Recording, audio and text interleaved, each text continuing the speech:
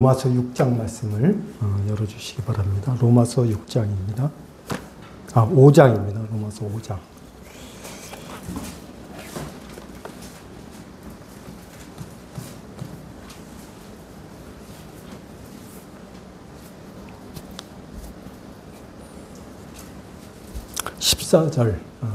한 절을 우선 읽겠습니다. 로마서 5장 14절. 그러나 아담으로부터 모세까지 아담의 범죄와 같은 죄를 짓지 아니한 자들까지도 사망이 왕노릇하였나니 아담은 오실자의 모형이라. 난화주에 보면 예표라고도 기록이 되어 있고요. 개역 성경을 가지고 계신 분들은 아담은 오실자의 표상이라 이렇게 기록되어 있는 것을 보실 수 있을 겁니다.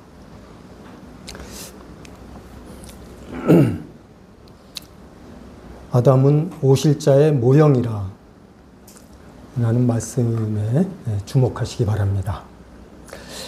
여기에서의 오실자는 예수 그리스도를 가리키고 있습니다. 아담은 예수 그리스도의 모형이다. 표상이다. 아담은 예수님과 닮은 부분이 참 많습니다. 그래서 오실자의 모형이다라고 기록을 한 것 같습니다. 그러나 동시에 같지 않은 부분이 더 많다는 것을 뒤에 설명하고 있습니다. 비슷한 부분이 많은데 같지 않은 부분이 더 많다. 15절을 보시면 그러나 이 은사는 그 범죄와 같지 아니하니 곧 한 사람의 범죄로 인하여 많은 사람이 죽었은즉 더욱 하나님의 은혜와 또한 한 사람 예수 그리스도의 은혜로 말미암는 선물은 많은 사람에게 넘쳤으리라. 사도는 같지 아니하다는 것을 지적합니다. 아담과 그리스도는 비슷한 부분도 분명히 있습니다. 대표성을 띈다는 점에서 많이 비슷합니다. 한 사람, 아담 한 사람으로 인해서 이런 일이 있었는데 그리스도 한 분으로 인해서 또 이런 변화가 있었다. 대표성을 띠는 거죠. 이런 부분은 비슷합니다. 그러나 사도 바울은 같지 않은 부분, 같은 부분은 분명히 있는데 같지 않은 부분이 더 많이 있다. 이 말을 하고 싶어 하는 것 같습니다. 같지 않은 부분을 설명하고 싶은 거죠. 어느 부분이 같지 않다. 에덴 동산에서 아담이 범죄했을 때는 자기 희생이 없었습니다. 하와가 먼저 손을 내밀어서 선악과를 따서 먹었고 남편에게도 주어 먹게 했습니다. 여기에는 어떤 희생도 없었고요. 고통도 없었고 무엇인가를 잃게 된다는 두려움도 없었습니다. 너무 쉽게 저질러 버린 거죠. 저도 그런 짓을 참 많이 하는데 옆에서 말리는 사람이 없으니까 너무 쉽게 저질러 버립니다. 그러고 나서 이제 후회하는 경우가 참 많은데 이때 누가 좀 말려줬으면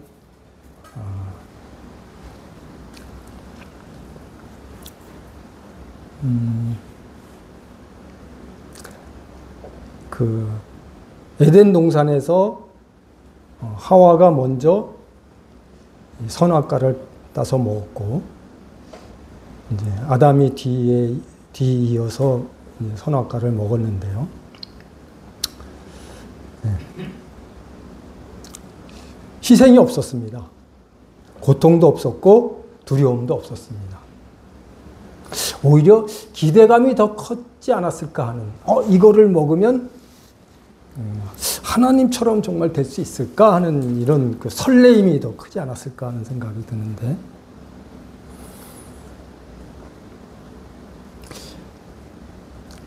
그 다음에 등장하는 단어는 하나님의 은혜와 한 사람 예수 그리스도의 은혜입니다.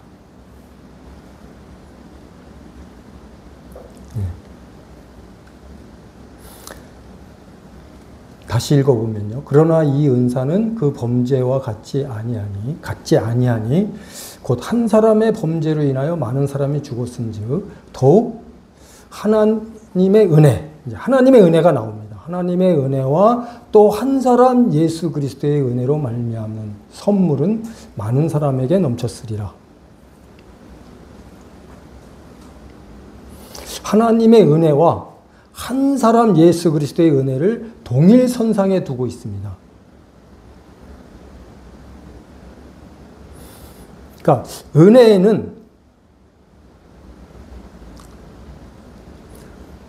뭔가 희생이 따랐다는 거죠. 죄를 범하고 잘못을 저지를 때는 희생이 필요 없었습니다. 그냥 쉽게 죄를 범해버린 거죠. 우리의 삶이 대체적으로 그렇습니다. 죄를 범할 때 너무 쉽게 짓습니다. 근데 그에 따른 하나님의 은혜와 한 사람 예수 그리스도의 은혜.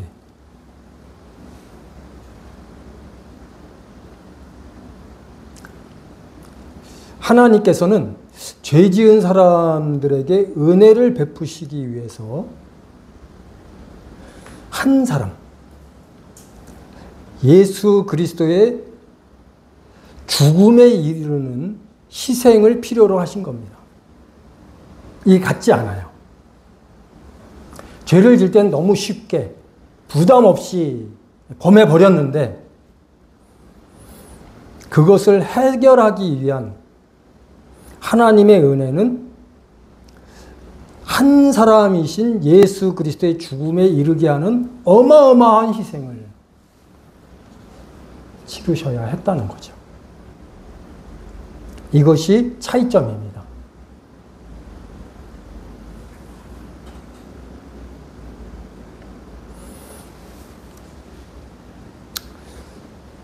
다시 말씀드리지만 아담은 죄를 범했을 때 너무 쉽고 편안하게 죄를 범했습니다. 그러나 하나님께서 은혜를 베푸시기 위해서는 엄청난 대가를 지불하셔야만 했던 겁니다.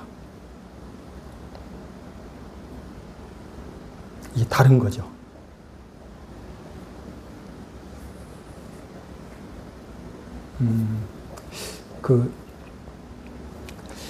본 회퍼라는 독일인 신학자가 있는데요. 미국에서 활동하다가 2차 대전 말기쯤에 내가 그리스도인으로서 이렇게 안일하게 사는 것은 합당치 않다 해가지고 미국에서 편안하게 그 신학대학 그 교수로 있다가 젊은 나이에요. 20대 중반쯤에 독일로 갔습니다. 한참 전쟁을 치르고 있는 독일로 가서 히틀러를 암살해야 되겠다.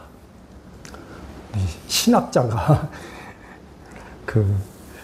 정말 계란으로 바위를 때리려고 하는 것 같은 무모한 짓을 한 거죠. 얼마 안 가서 체포당했고 감옥에서 2차 대전 끝나기 직전에 죽었습니다. 사형을 당했어요. 너무 아까운 인재였죠.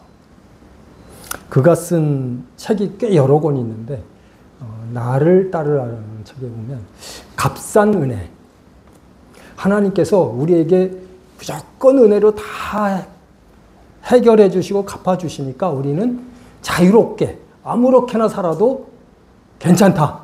그냥 믿음으로 그냥 살고 싶은 대로 살아라. 아까 김선태 형제님이 그러셨는데 본성대로 살면 짐승이 돼버리고 그걸 컨트롤하면 정말 사람 대접을 받는다 했는데 그렇게 말씀을 하셨는데 그런 거였습니다. 하나님께서 우리를 은혜로 대하시기 때문에 우리는 어떻게 살든 상관없다. 다 하나님의 은혜다. 오히려 그걸 믿지 못하는 것이 문제다. 이렇게 말하는 경우가 참 많은데요. 이 보네퍼는 정반대로 말하고 있습니다. 하나님의 은혜는 그렇게 값싼 은혜가 아니라 공짜가 아니다. 여기에 말씀대로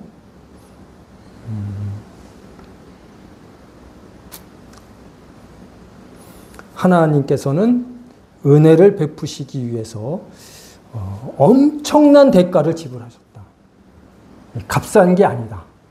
그래서 은혜를 함부로 취급하지 말아라. 그건 예수 그리스도를 욕되게 하는 것이다 라고 보네퍼는 주장하고 있습니다. 그래서 우리가 은혜 아래 산다는 것은 내 마음대로, 내키는 대로, 본성대로 살아도 된다는 그런 의미가 아니라 그 하나님께서는 가장 사랑하시고 아끼시는 독생자 예수 그리스도를 희생한 은혜고 예수님은 자신의 목숨을 바쳐서 만들어낸 결과가 은혜다. 그래서 우리는 그 은혜 앞에 머리를 숙여야 하고 감사하는 마음으로 최대한 자기 절제 또 주님에 대한 그 끊임없는 사랑과 열정을 바치는 것이 은혜를 아는 사람들이 행해야 할 마땅한 본분이다라고 생각할 수 있습니다.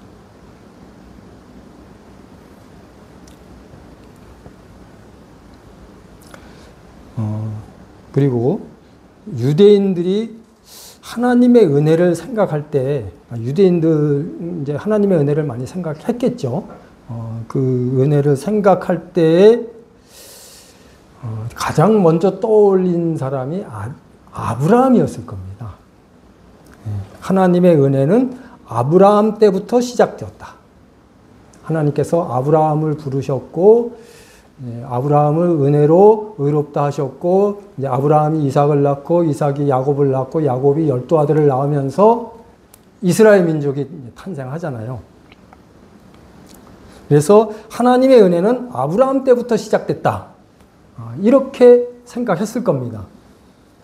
그러나 사도 바울은 아니다. 하나님의 은혜는 아브라함 훨씬 이전에 아담 때에서부터 시작된 것이다. 라고 말하고 있는 것입니다. 이게 어떤 차이가 있냐면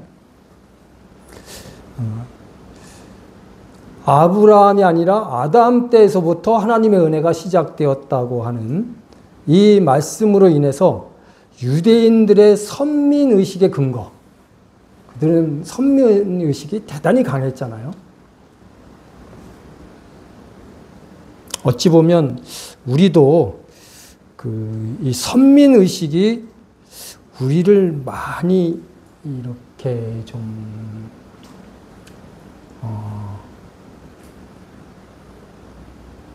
스스로를 높이는 그런 일이 되고 있지 않나 하는 두려움이 있습니다. 어쨌든 유대인들의 선민의식의 근거가 얼마나 빈약한가 하는 것을 일깨워주고 있습니다. 아담 때부터 하나님의 은혜가 나타나기 시작했다면 그들이 굳이 이렇게 우리 조상은 아브라함이고 그 다음에 그 이스라엘의 12아들을 통해서 우리 민족이 이렇게 존재하게 됐다. 그것이 상당히 근거가 빈약한 거죠.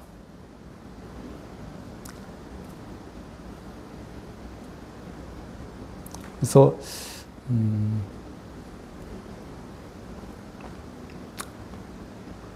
그런 빈약한 근거에 의한 선민의식은 주장하지 않는 것이 좋다.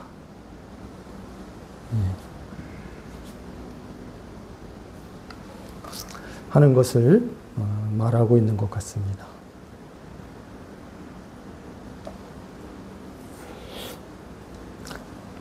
16절을 읽겠습니다. 또 이 선물은 범죄한 한 사람으로 말미암은 것과 같지 아니하니 심판은 한 사람으로 말미암아 정죄에 이르렀으나 은사는 많은 범죄로 말미암아 의롭다 하심에 이름이니라. 여기에도 같지 아니하니, 같지 아니한 것을 말하고 있습니다. 무엇이 다른가? 심판은 한 사람으로 말미암아 정죄에 이르렀습니다. 한 사람의 한 행동이죠. 그것으로 인해서 정죄에 이르렀습니다. 그러나 은사는 많은 범죄로 말미암아 의롭다 하심에 이르게 되었다는 것입니다. 여기에 많은 범죄를 말하고 있습니다. 많은 범죄다.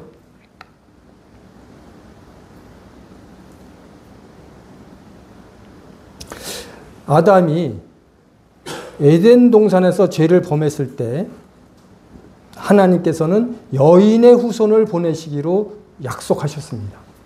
바로 약속하셨어요. 여자의 후손은 뱀의 후손의 머리를 상하게 할 것이고 뱀은 여자의 후손의 발꿈치를 상하게 할 것이다. 바로 약속하셨습니다. 그렇지만 실제로 예수 그리스도께서 이 땅에 오시기까지는 약 4,000년의 세월이 필요했습니다. 약속은 바로 하셨지만 그 약속을 성취하는 데에는 꽤 오랜 기간이 필요했습니다. 4,000년이라는 긴 세월을 하나님께서는 기다리게 하셨습니다.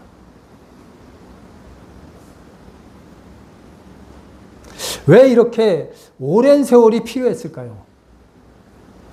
인류가 4,000년 이상의 세월을 지내오면서 온갖 신종 죄악들이 나타났습니다.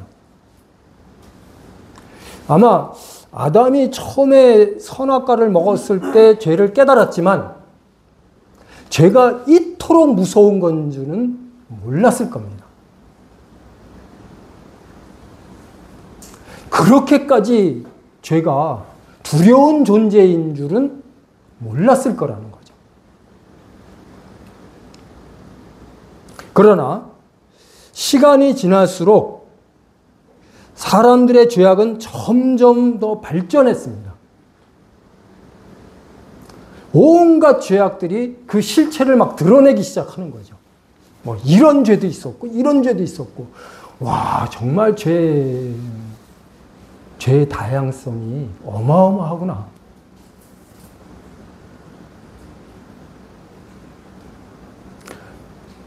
시간이 지날수록 사람들의 죄악은 점점 더 악의적이고 지능화되어 가고 있고요. 지금도 더 발전하고 있죠. 계속 발전할 겁니다. 지능화되어 가고 있고 세분화되고 있습니다. 전에는 죄라고 생각하지 않았었는데 이 사람들의 머리가 계속 이렇게 지능화돼 가면서 그게 죄가 되는 거예요.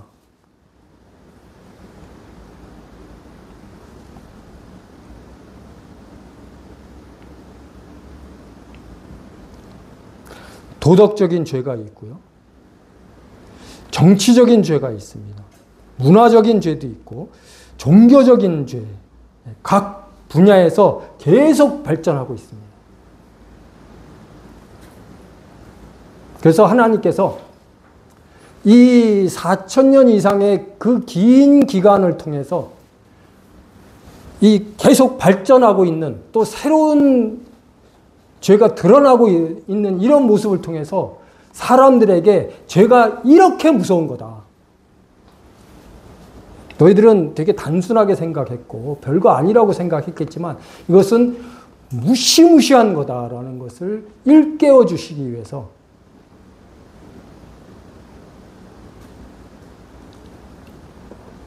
기다리게 하셨습니다. 그래서 이 은사는 많은 범죄로 인하여 많은 범죄입니다. 많은 범죄. 처음에는 잘 드러나지 않았던 그런 죄들이 막 나타나기 시작하면서 야, 정말 많은 범죄구나.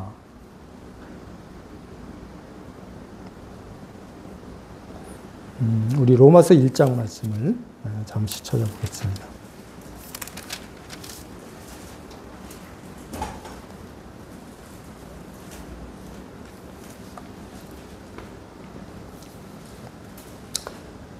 (23절을) 읽어드리겠습니다. 썩어지지 아니하는 하나님의 영광을 썩어질 사람과 새와 짐승과 21절 제가 건너뛰었네요. 하나님을 알되 하나님을 영화롭게도 아니하며 감사하지도 아니하고 오히려 그 생각이 허망해지며 미련한 마음이 어두워졌나니. 초기 인류의 죄는 하나님을 알되 하나님을 영화롭게도 아니하며 감사하지도 아니하고, 이 말씀에 나와 있는 대로 하나님께 경배하지 않은 것이 초기의 죄였습니다. 하나님을 알되 하나님을 영화롭게도 아니하고 감사하지도 않았다. 하나님께 경배하기를 거부했다. 그 다음에 23절 제가 읽은 말씀을 다시 읽어보면요. 썩어지지 아니하는 하나님의 영광을 썩어질 사람과 새와 짐승과 기어다니는 동물 모양의 우상으로 바꾸었느니라. 처음에는 하나님께 경배하기를 거부했던 사람들이 이제는 우상 숭배에 빠지는 것을 보게 됩니다. 우상 숭배에 빠졌다. 그것도 아주 더럽고 유치한 우상 숭배. 새와 짐승과 기어다니는 동물.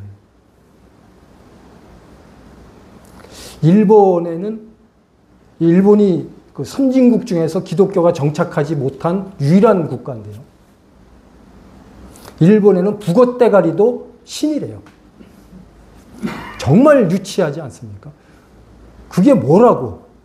하긴 우리나라도 그 돼지 머리에다가 돈 꽂아놓고 절하고 그러는 비슷한데, 그걸 신이라고 여긴다는 거죠.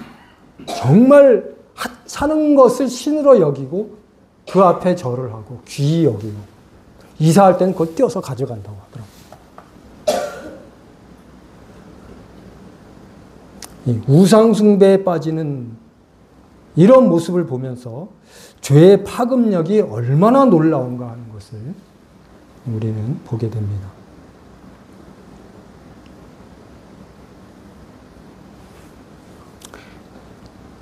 그다음 26절을 읽어드리겠습니다. 이 때문에 하나님께서 그들을 부끄러운 욕심에 내어버려 두셨으니 곧 그들의 여자들도 순리대로 쓸 것을 바꾸어 영리로 쓰며. 이제 도덕적인 타락으로 이어지고 있죠.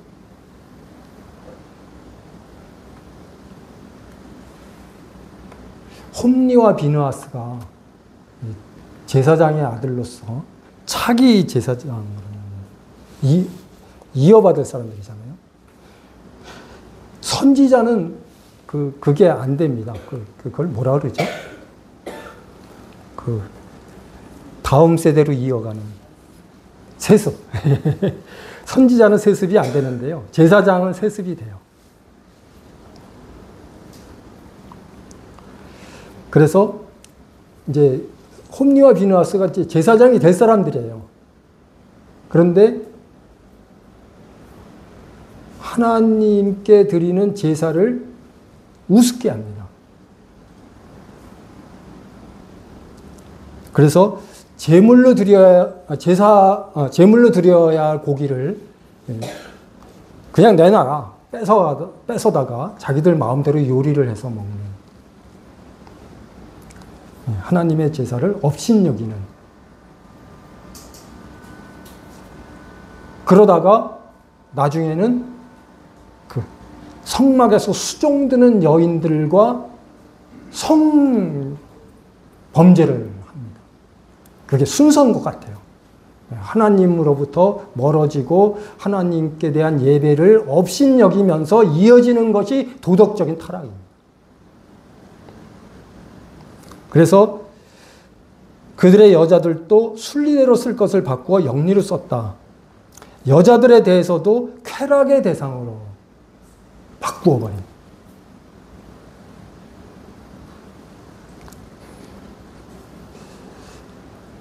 가정이 파괴되고 있는 모습을 보게 됩니다.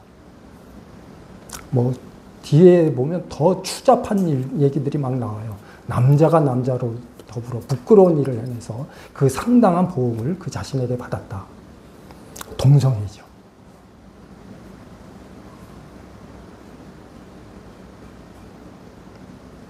전에 상상도 못했던 죄들이거든요. 근데 막 나타나고 있는 거예요.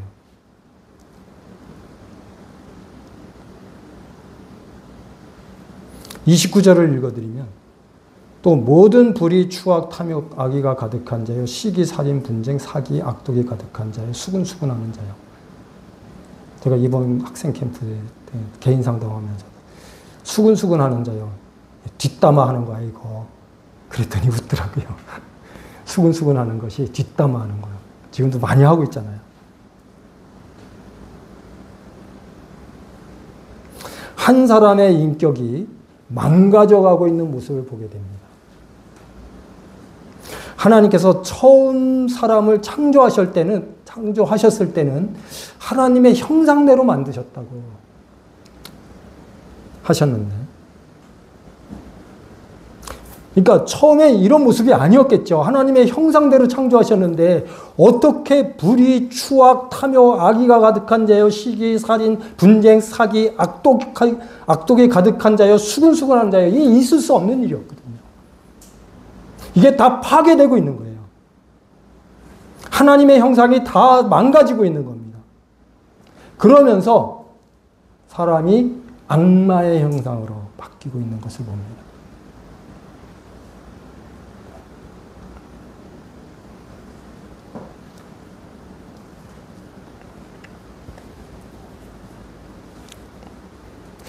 혹시 악마를 보았다라는 영화 한석규하고 한석규가 아니죠.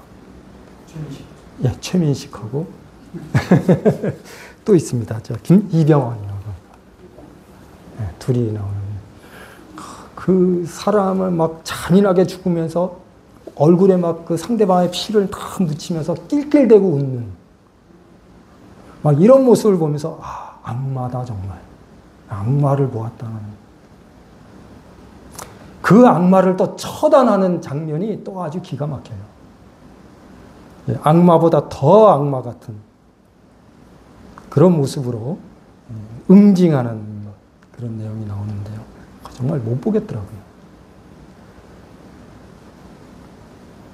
인격이 이렇게 망가지고 있다. 하나님께서 하나님의 형상을 닮은 사람을 창조하셨을 때 이랬을까? 절대 그러지 않았을 겁니다. 그런데 죄가 들어오면서 계속 그 죄가 커가고 발전하면서 이렇게 돼가고 있는 겁니다.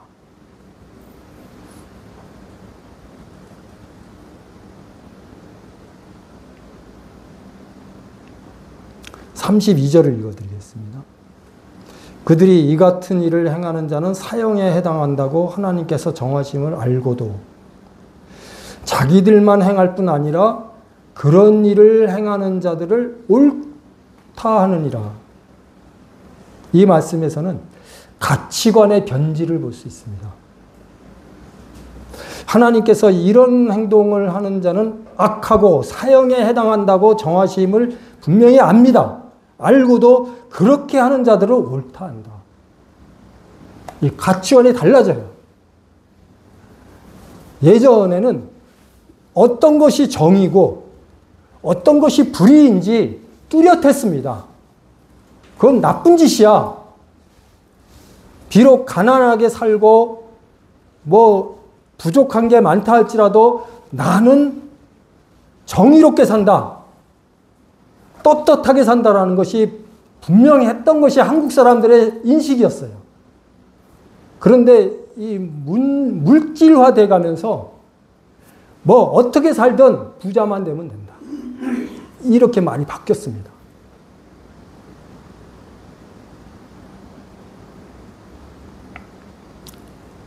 가치관이 달라졌어요. 부자만 되면 뭐 내가 어떻게 살아왔든 지난 과거는 중요하지 않다. 지금 나는 돈이 많고 다른 사람들을 이 돈으로 부릴 수 있다.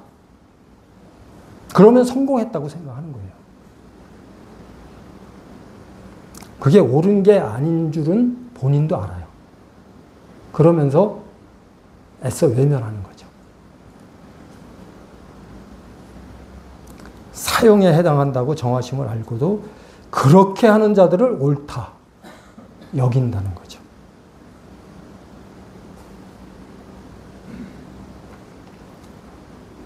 예수님께서 원수라고 부르신 유일한 대상이 있습니다. 마귀죠, 마귀.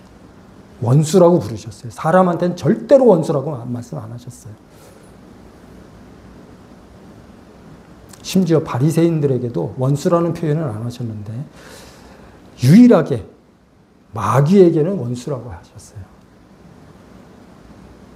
그런데 요즘 영화나 애니메이션을 보면 악마를, 이 마귀를 정의의 사도처럼 미화시키기도 해요. 요즘 빌보드 차트 1위 한 우리나라 노래 있죠. 그들이 악마거든요.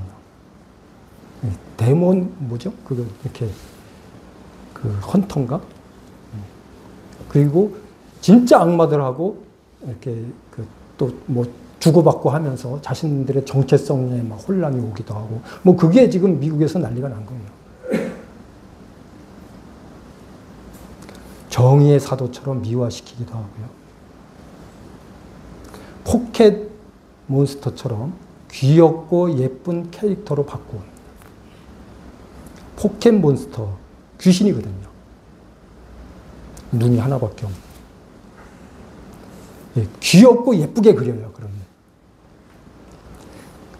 그렇게 예쁜 캐릭터로 바꿔서 친구로 삼습니다. 예수님은 그들을 원수라고 말씀하셨는데 사람들은 친구로 여겨요. 정의의 사도로 여기는 경우도 있습니다.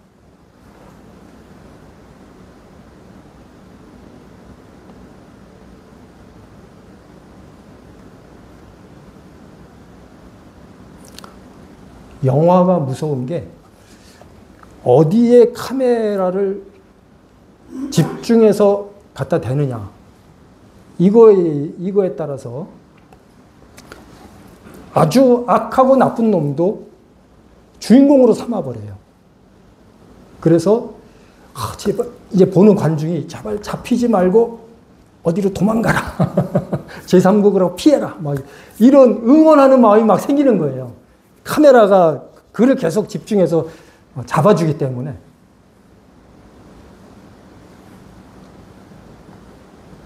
그래서 막 뇌물을 주고 멕시코로 도망가는, 국경을 넘어가서 이렇게 자유롭게 사라지는 이런 모습을 보면서 막 응원을 보내요. 영화 잘 만들었다. 정말 나쁜 놈이고 살인자고 감옥에 가야 마땅한 사람인데 영화는 그렇게 조명을 하는 거예요.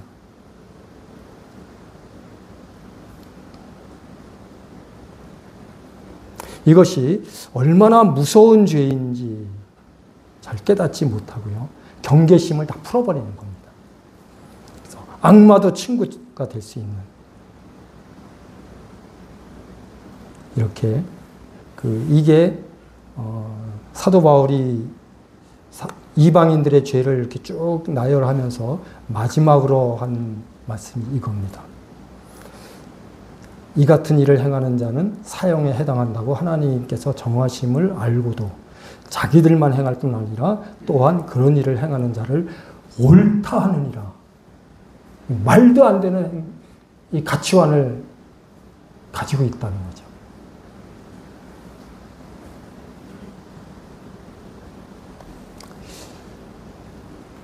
정말 온갖 죄들이 다 드러나고 있지 않나요? 정의가 사라지고 무엇이 옳은지 이 경계가 모호해지고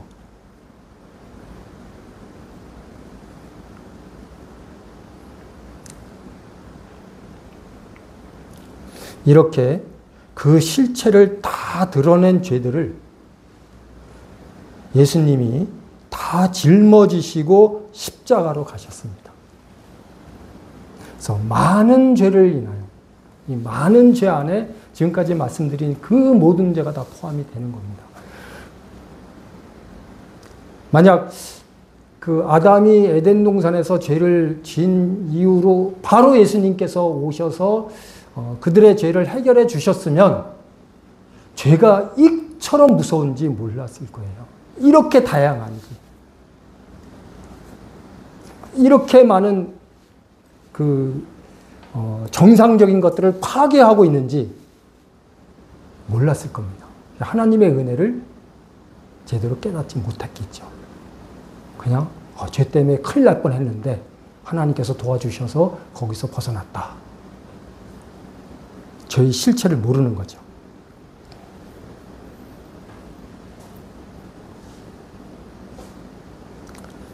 은사는 많은 죄로 말미암아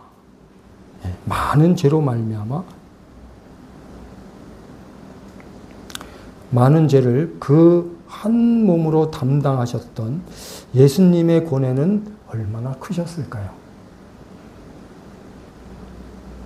이것이 아담이 범한 죄와 예수 그리스도의 대속이 다른 점입니다.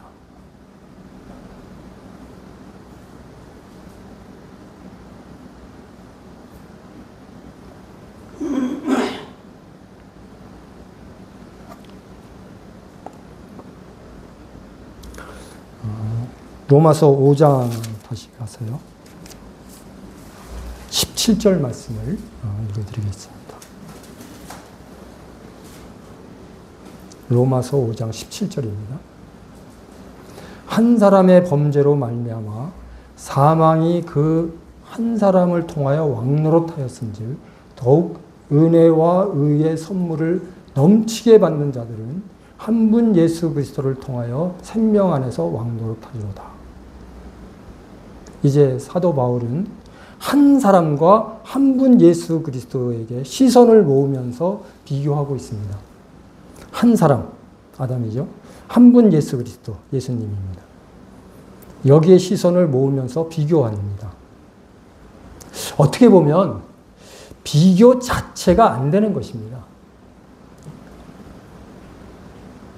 아담은 비록 피조물 중에서 탁월한, 뛰어난 피조물이긴 했지만 예수님은 아담을 창조하신 분입니다. 탁월한 피조물과 그 탁월한 피조물을 창조하신 분하고는 너무 다른 거죠. 비교가 안 됩니다. 그런데 사도 바울은 우리의 이해를 돕기 위해서 이렇게 말도 안 되는 비교를 하고 있습니다. 왜 이런 비교를 하고 있는가?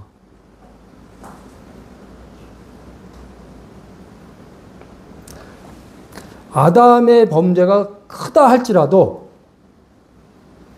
예수 그리스도를 통하여 더욱 은혜와 의의 선물을 넘치게 받는 자들, 예, 아담의 범죄가 컸어요. 그렇다 할지라도 예수 그리스도를 통하여 더욱 은혜와 의의 선물을 넘치게 받는 자들,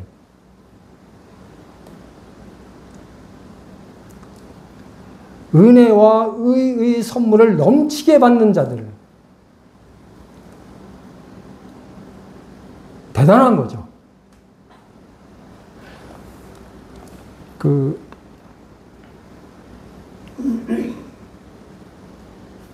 한 집에 강도가 들어왔습니다. 그래가지고 세간을 막 늑탈하고 있어요. 제가 정확한지는 잘 모르겠지만 아무튼 이해하고 들어주시기 바랍니다. 그런데 더 센 누군가가 와서 강도를 장악해버려요. 그 내용 맞나요? 아무튼 비슷한 내용입니다. 이게 그런 겁니다. 아담의 범죄가 크다 할지라도 예수 그리스도를 통하여 더욱 은혜와 의의 선물을 넘치게 받는 자들은 더 큰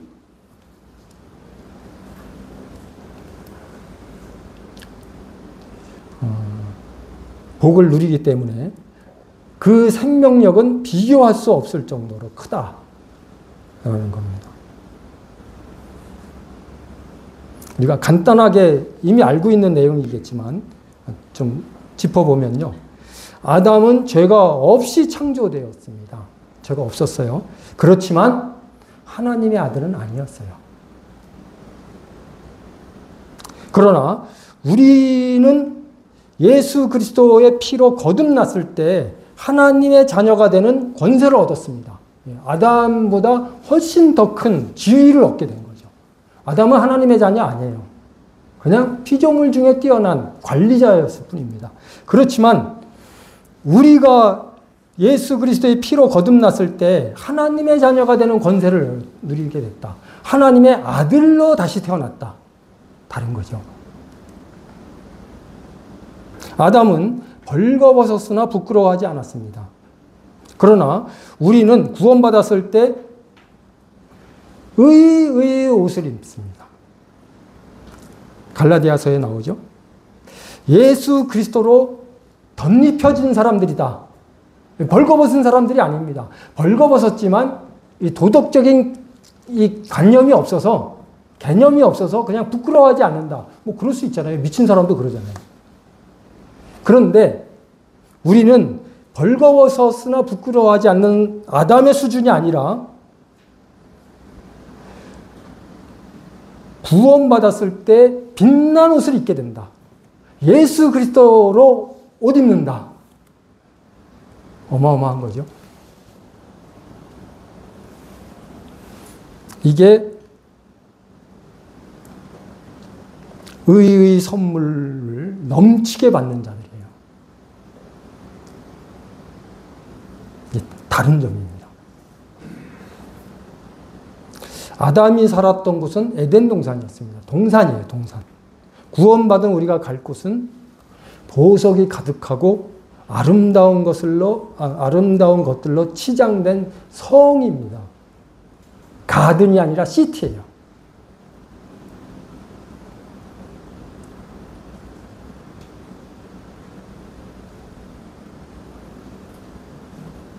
보석이 가득하고 보도블럭이 황금으로 되어 있고 문 하나가 진주로 되어 있는, 이게 그냥 상징적인 건지 실제로 그런 건지는 가봐야 알겠지만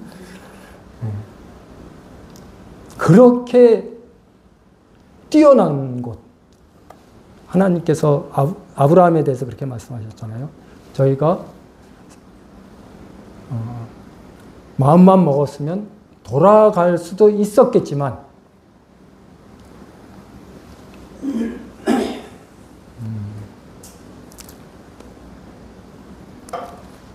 돌아가지 않았다.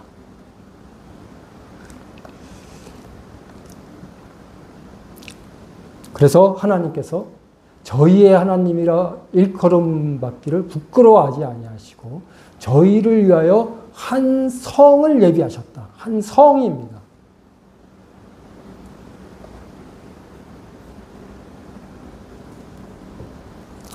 나든이 아닙니다.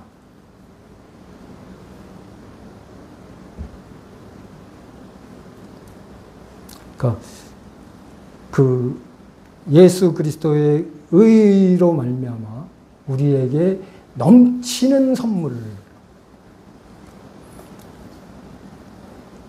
주셨고 또 예비하고 계신다.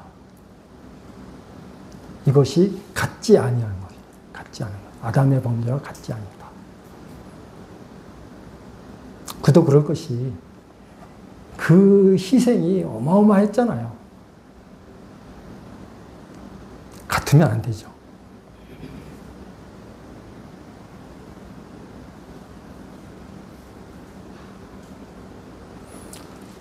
(5장 18절을) 읽어드리겠습니다. 그런즉 한 범죄로 많은 사람이 정죄에 이른 것 같이 한 의로운 행위로 말미암아 많은 사람이 의롭다 하심을 받아 생명에 이르렀느니라. 아담이 선악과를 따먹은 범죄를 말씀하십니다. 한 범죄로. 아담이 한 것은 분명한 행위가 있었어요. 행위. 따먹었다. 행위가 있었기 때문에 예수님에게도 행위가 필요합니다. 행위. 행위가 있었다. 행위가 없는 커버는 온전하지 않다. 바울은 이렇게 본 겁니다. 그리고 창세기에서 그걸 다 밝혀내신 것 같아요. 그에 대해 예수님께서 한 행위를 뭐라고 표현했냐면 의로운 한 행위, 의로운 한 행위라고 말씀하셨는데 그것은 십자가의 죽음입니다. 의로운 한 행위다. 아담이 손을 내밀어서 선악과를 먹은 건 부끄러운 한 행위였겠죠. 그렇지만 예수님께서 십자가에서 죽으신 건 의로운 한 행위였습니다. 많은 사람들이 예수님의 십자가를 부끄러운 십자가, 특히 그때는 그랬습니다. 부끄러운 십자가다. 저주의 십자가로 불렀지만 그건 사람들의 평가였고요.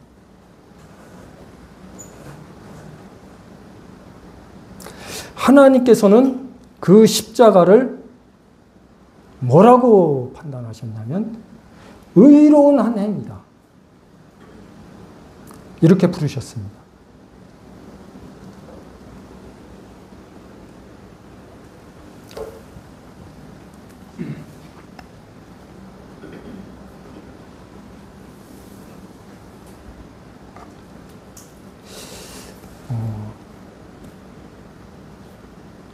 이 땅에서 이루어지고 있는 또 이루어졌던 많은 일들이 있었고 지금도 벌어지고 있지만 그것이 과연 하나님께서 보실 때 의로운 행위일까? 의로운 한 행위일까? 아닐 거라는 생각이 듭니다. 하나님께서 의로운 한 행위라고 평가하실 수 있는 것은 유일하게 예수님의 십자가밖에 없었습니다. 그래서 한 행위예요. 한 행위. 의로운 한 행위다.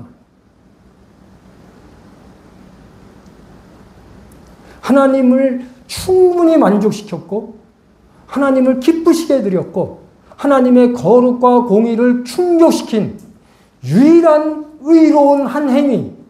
그래서 하나님께서 우리를 향해서 마음을 탁 풀으신 거예요. 빗장을 여신 겁니다. 성전의 휘장을 위에서부터 아래까지 찢으신 거예요. 이제 누구라도 와도 좋다. 내가 다 틀어졌다. 내 마음이 완전히 해결됐다.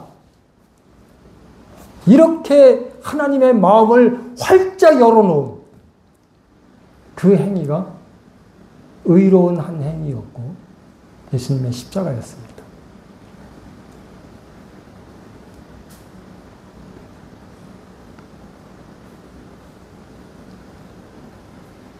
지금 우리가 이렇게 편안하게 이 자리에 있고요. 예배를 드리고 또 애찬도 하고 기쁘게 교제를 나누는 것은 하나님 마음이 편해지셨기 때문에 그래요. 제 표현대로라면 하나님 마음이 풀어지셨기 때문에. 하나님 마음이 풀어지지 않으시고 하나님 마음이 지금 우리를 향해서 편하게 되지 않았다면 우리는 어디에 있든 가시방석일 거예요. 하나님이 지금 불편해하시고 우리를 향해서 진노를 막 쌓고 계시는데 뭘 먹든 그게 살로 가겠어요? 뭘 마시든 즐겁겠어요? 무슨 대화를 나누든 그것이 우리에게 유익이 되겠어요? 안 됩니다. 우리가 그렇게 할 수 있었던 것은 우리를 향한 하나님의 마음이 먼저 풀어지셨기 때문에 아무 우리에게 악감이 없으시기 때문에 우리가 뭘 해도 즐거운 거예요. 물론 죄는 빼고. 그래서 자유로운 겁니다. 이렇게 하면 하나님이 불편해하시지 않을까? 이렇게 하면 하나님이 좀 슬퍼하시지 않을까? 뭐 계속 이런 생각을 한다면 그 행동 반경이 얼마나 좁아지겠어요. 마음 씀씀이가 얼마나 위축되겠어요. 그런데 하나님께서는 이미 난 너희를 향해서 다 풀어졌어. 다 해결됐어.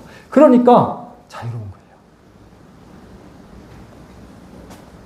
그렇게 하나님의 마음을 완전히 무장해제시킨 그 행동이 뭐냐면 의로운 한 행위예요.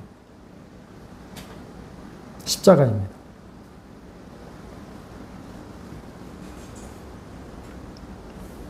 그 의로운 한 행위는 지금도 효력이 있습니다.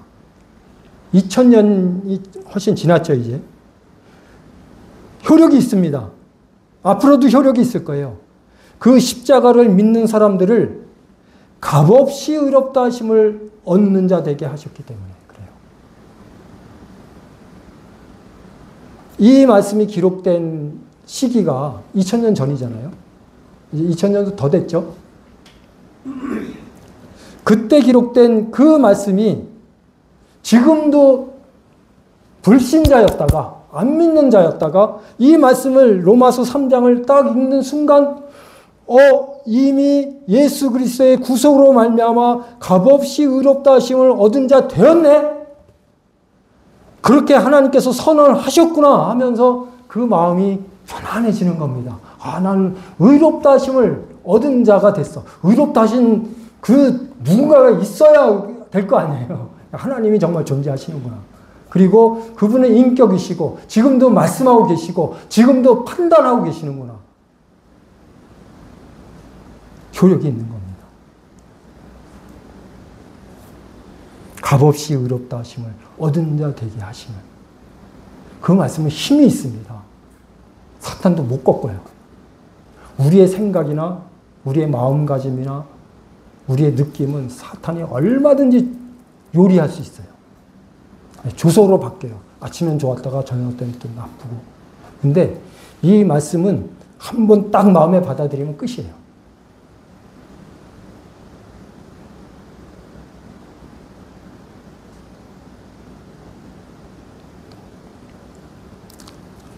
그 다음 19절 말씀을 읽어드리겠습니다. 한 사람이 순종하지 아니함으로 많은 사람이 죄인 된 것 같이 한 사람의 순종하심으로 많은 사람이 의인이 되리라. 아까는 행동을 말씀하셨는데 이제는 순종을 말씀하십니다. 하나님께서 아담에게 분명히 선악을 알게 하는 나무의 실과는 따먹지 말라. 먹는 날에는 정령 죽으리라. 이렇게 말씀하셨습니다. 아담은 하나님의 이 분명한 말씀을 듣고도 의도적으로 불순종했습니다. 다른 욕구가 더 컸어요. 말씀에 순종하는 것보다 내가 저것을 먹으면 하나님처럼 될 수도 있을 거야 라는 그런 욕구가 더 컸기 때문에 불순종했습니다.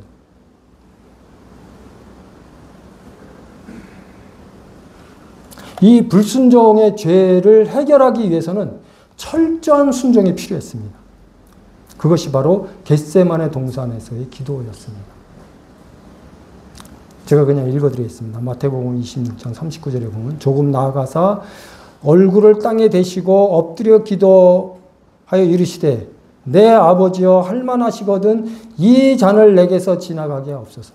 그러나 나의 원대로 마옵시고 아버지의 원대로 하옵소서 하시고 나의 원대로 마옵시고 아버지의 원대로 하옵소서. 순종이에요.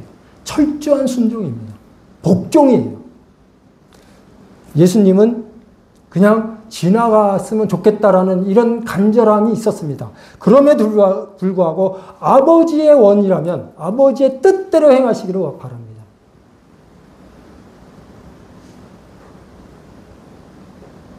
이것은 절대적인 하나님께 대한 순종의 기도였습니다.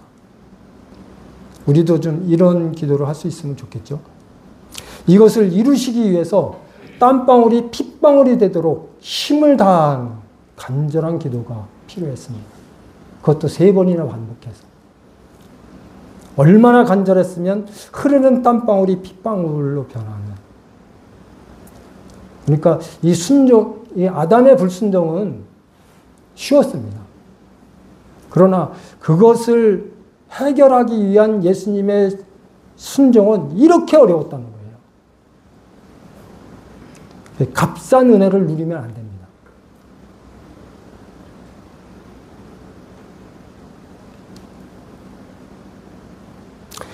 예수님은 이렇게 하셔서 공의롭고 거룩하신 하나님 앞에서 아담이 지은 죄들 중 조금이라도 덜 해결하거나 남겨두신 것이 있다는 의혹을 없애버렸습니다. 철저하게 다 커버하셨어요. 그래서 사도 바울은 이렇게 세분화해서 설명을 하고 있습니다. 아담 한 사람, 아담의 행위, 아담의 불순종, 이거를 예수 그리스도 한 사람, 사람이 되어야 당연히 했던 거겠죠. 그 다음에 예수님의 행위, 의로운 한 행위, 예수님의 순종, 다 커버됐지. 누구도 이 일을 제기할 수 없지. 사탄이라 할지라도 어떤 정말 현미경을 들이대는 그런 천사라 할지라도 흠을 찾을 수 없지. 그렇게 완전한 해결입니다. 완전한 해결.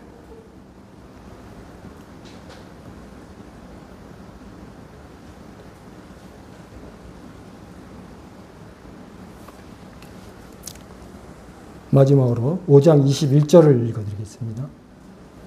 이는 죄가 사망 안에서 왕노릇한 것 같이 은혜도 또한 의로 말미암아 왕노릇하여 우리 주 예수 그리스도로 말미암아 영생에 이르게 하려 함이라. 죄의 힘이 얼마나 센지 잘 보여주고 있는 말씀입니다. 죄가 사망 안에서 왕노릇했다. 왕이다. 죄는 사망 안에서 왕이야, 왕. 되게 힘이 센 거야. 왕의 명령이 곧 법이잖아요. 옛날에. 지금까지 인류 역사상 죄에게 굴복당하지 않은 사람이 없었습니다. 나름 영웅이라고 칭함을 받았던 그 여러 군주들이 있었잖아요. 그들이라 할지라도 죄 앞에서는 무기력했어요. 다 굴복했습니다. 그걸 좀 극복해 보려고 진시 황제가 막 사람들을 보내서 블루초를 좀 찾아와라.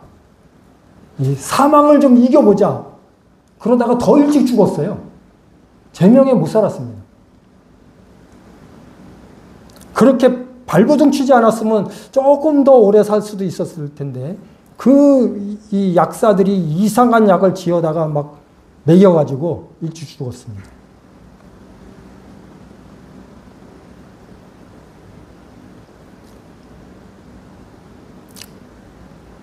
이런 전례가 있기 때문에 모든 사람들은 죽음을 당연한 것으로 받아들입니다.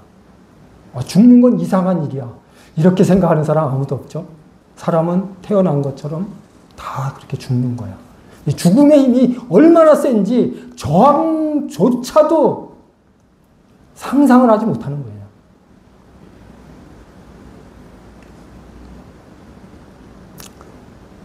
그런데 이 말씀은 의 안에서 은혜가 너무나 큰 힘으로 강해서 죄의 세력을 간단하게 제압한다. 그렇게 모든 사람들이 죄 앞에서 굴복하고 죽음을 당연한 것으로 받아들이지만 의의 안에서는 은혜가 압도적으로 강해서 죄의 세력을 간단하게 제압한다. 굉장히 놀랍지 않습니까? 이 세상에 어떤 종교가 이런 말을 할 수 있을까요? 이 세상에 어떤 위인이 이런 말을 감히 할 수 있을까요? 상상도 못하는 겁니다.